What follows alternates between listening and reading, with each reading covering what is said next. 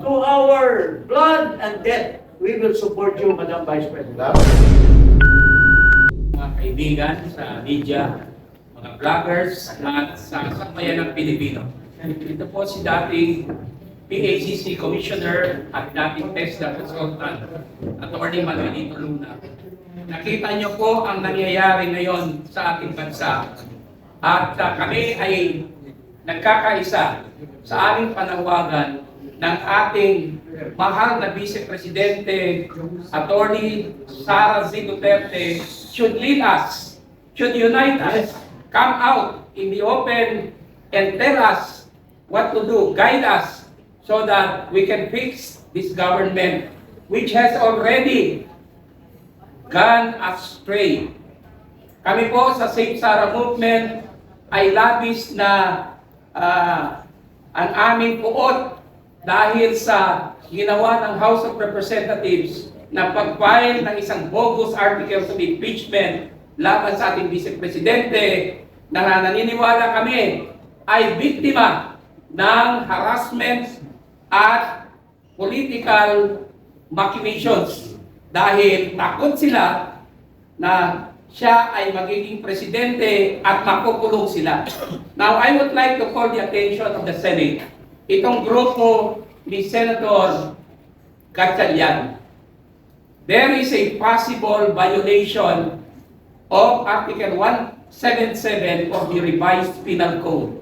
Dahil ang kanyang pag-angkin sa posisyon first as Senate President pro tempore violates Article 177 of the revised penal code. Bakit? Because that position belongs to Senator Loren Legarda, the Senate President pro tempore. Therefore, he is in violation of the provision because he is claiming an authority that does not belong to him. He is usurping that authority of Senator Loren Legarda. On second point, he is in violation of Article 177 of the revised penal code for exercising the functions of Senate President Alan Peter Cayetano, the Senate President. So dalawang beses niya binayolate ang Articles 177 of the revised penal code. Inangkin niyang posisyon ni Senator Legarda at ginagampanan niya ang functions ni Senate President Alan Peter Cayetano. Another, there may be disorderly conduct on his part. Why? Because he knows that he is in violation of the law and yet he persists in his violation. Continuous. Yun po ang aking point dyan. That's why, as a citizen, we might file the necessary charges against Senator alam kay Senator Erwin Tulfo. He is a nobody. Bago lang siya. Yes. No? Let the others do something about him. But ito kay Senator Gatchalian, we will take proper action against this fellow. Very good.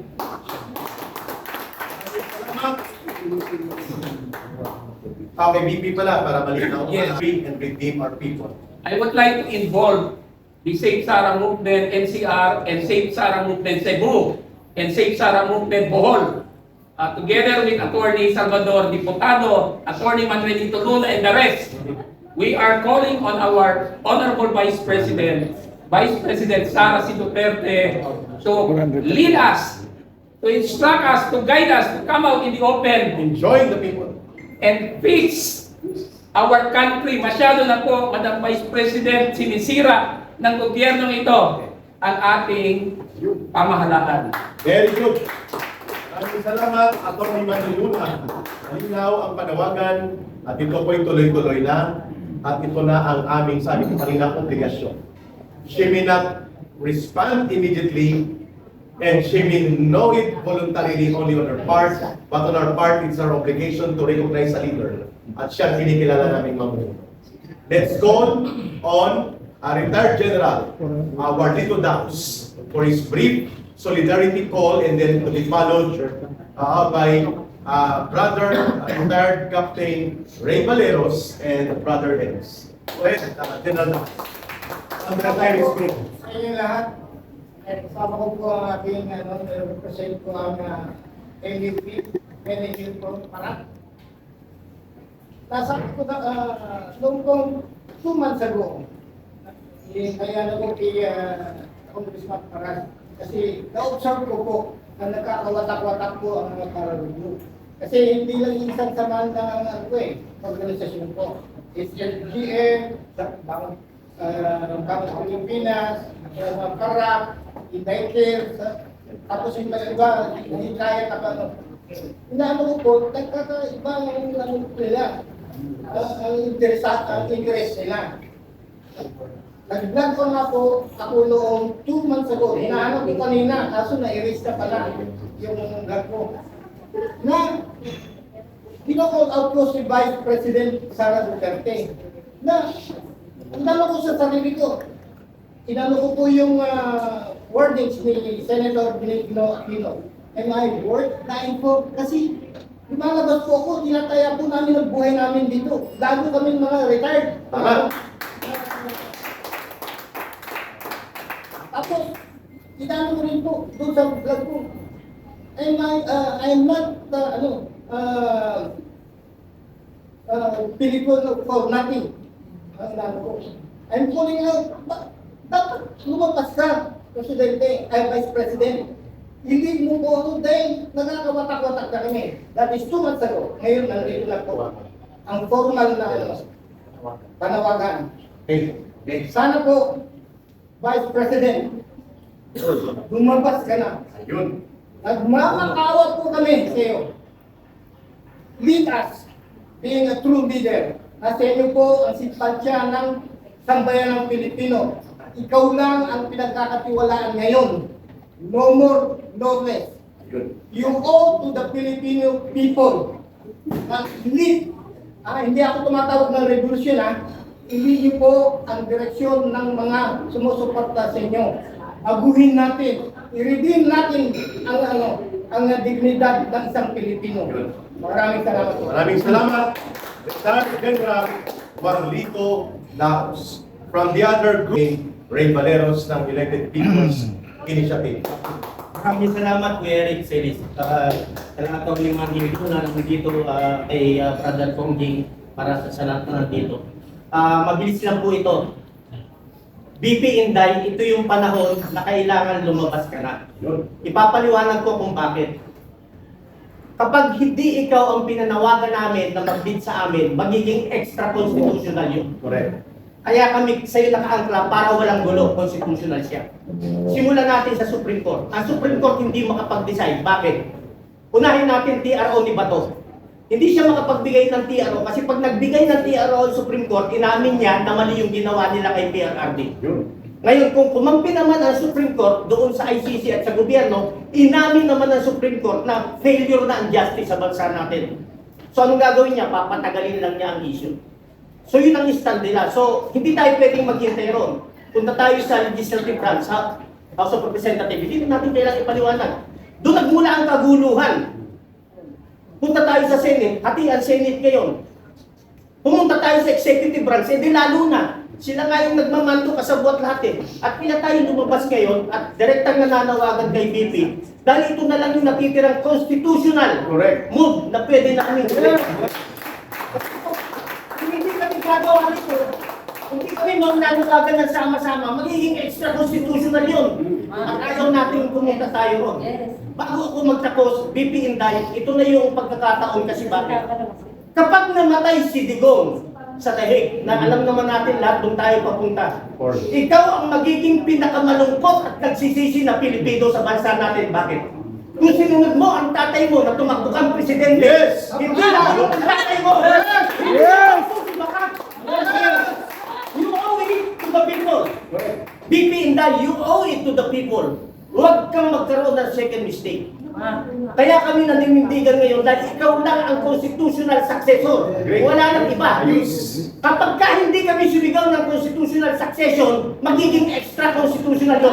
Ayaw namin mangyari. Yes. BP Inday, nandito kami, nananawagan, tumayo ka na.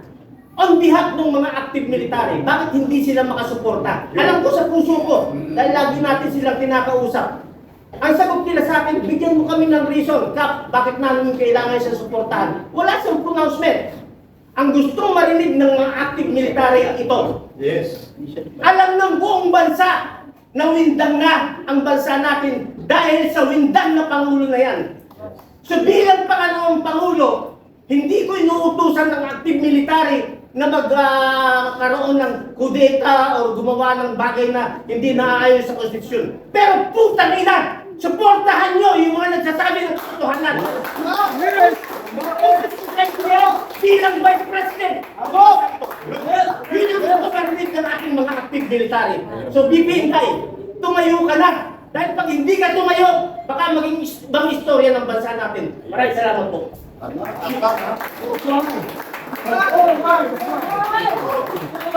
Ito po ay sentimiento mula sa mga retired military and police officers, men and women in uniform. At naririnig po at maririnig yan ng mga nasa aktibo. Hindi kami nag-uudyok. Kami po ay nasa lahat ng katotohanan that the only constitutional legal succession sa kabulukan ng gobyerno na hindi magiging madugo, mapayapa at nasa legal na batayan ay ang pagpalit kay Marcos ng kanyang constitutional succession, none other than the Vice President. At yan ay tinutulak ng taong bayan. Yan ay itutulak natin sa mapayapang paraan. Kaya pakinggan natin ang Riding Community Sectoral Organization all over the country kay Brother Renz sa kanyang pahayag, and then open for question and answer to be led by the panel. Brother Renz, mula naman po sa grupo ng Duterte Riders Support Team, or Duterte Riders Support Group, at lahat ng Consolidated Riding Community, please, your statement. Magandang umaga po sa ating lahat. Sa aking mga napakinggan po dito sa aking mga magigiting po na nakasama, marahil para lahat po kanila lang nasabi. Although nire-represent ako po, hindi naman po dito sa inyo. Mula po nung nakuha po si Tatay Digong last year, March 11. So nagkaroon na po kami nang nakikita niyo po na lumabas sa kalsada ang DRS, which is kahit saan po meron, nandun pang Duterte Rider supporters. And then kami rin po yung DRT, andyan naman po dun kay Founder Moises de Parigan ng Cebu. Ang DRS po, si Oni, nakasama sa akin. Ang senior ko sa mga po, ang Pangulo po ng Duterte Group Riders Philippines po, yung DGRP. So halos hindi po nagkakalayo lahat ng pinatag. So ngayon po, kumakatawan po ng Riders Philippines po ng buong bansa natin. Ang panawagan ko lang po please po, Madam Sara, sana po i-lead niyo po ang ating bansa na sobrang hindi lang po nila pastangan, niyurakan, sobrang panggagasa na po. So nakakaawa lang po dahil nga po, katulad po natin, karamihan po dito, mga may anak din po tayo. So unang-una pong tinitignan ko, bakit po ako muli lumabas? Ang inyong kulikod nawala na po bilang nagsilbi po before sa Kabataan SK. And then nag-federation po ako ng school sa aming lungsod. Tapos so ngayon po kaya po ako lumalabas dahil nga po nakikita ko po, kung mapapansin niyo po ang ating mainstream media po parang lagi ang balita nila po puro ang kay sa BP Sara, lahat po parang kung titignan niyo po everyday kayo po mga vloggers, di ho ba? Wala na ho dun yung merong ginahasa, pinatay, hinodap ng adik, riding in tandem. Ako po mismo, relative ko, ilang beses to, di ho ba? Inablutan na. Laging wala na po yung gano'n, kinuhaan ng motor. So kailangan po natin ng peace and order. Kaya po naaalala ko po lagi nung si Tatay Digong. Kaya kailangan po natin talaga na may mamuno po sa atin legitimate, which is si BP Inday Sara. Yun lamang po. Yun. May request yung please Congressman Lee, Brother Renz, ito po yung final call namin before the question and answer. Kami po ay nananawagan na ang pinagmumula ng kaguluhan ito ay si Marcos Q. Siya po ang pasimuno ng sakutay at kaguluhan sa Senado. Siya rin po ang itinuturong mastermind of all evidence and all witnesses. Siya po ang pinagpasimuno ng tinatawag na monumental restoration of crime and corruption in the country. At ngayon, lugmok ang buong bansa. Ikahos po at naghihirap ang milyong-milyong mga Pilipino. There is no solution clearly but for Marcos to step down. At kung hindi po siya magre-resign, hindi rin po kami titigil. sa mapayapang pagkilos na ito. And there is only one way to move forward, but to call on the Vice President to offer herself to lead the country and the people in a peaceful way, in a peaceful manner, in a peaceful action that will unify all initiatives, calling for Marcos to step down and protect the institutions of democracy. Kaya po kami Eric, nananawagan. let me Yes, Kong Jim. say this as a parting word to you. Tayo po lahat nagsakripisyo.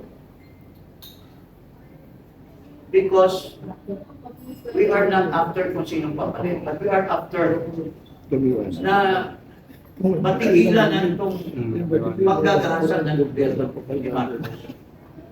Kaya tayo, we have risked our lives, we have said words that may be taken by the government sa kanilang lawfare, yung oppression. Kaya, once more, nakikiusap po ako. I appeal to you, Madam Vice President, na if marami po na sektor ng mga Pilipino na nagsakripisyo, risking their lives, you have said you want to become president. Why don't you sacrifice yourselves also together with us? Yes. Join the ranks of the people. And join us, and you should be the leader. Pag tumayo po kayo dyan, manawagan kayo, nandiyan po kami lahat. Yes! Tama! We will support you. Tama! To our blood and death, we will support you, Madam Vice President. Claro. Yun lang po. Okay. Mga kababayan, open for question and answer. And pagkatapos po ng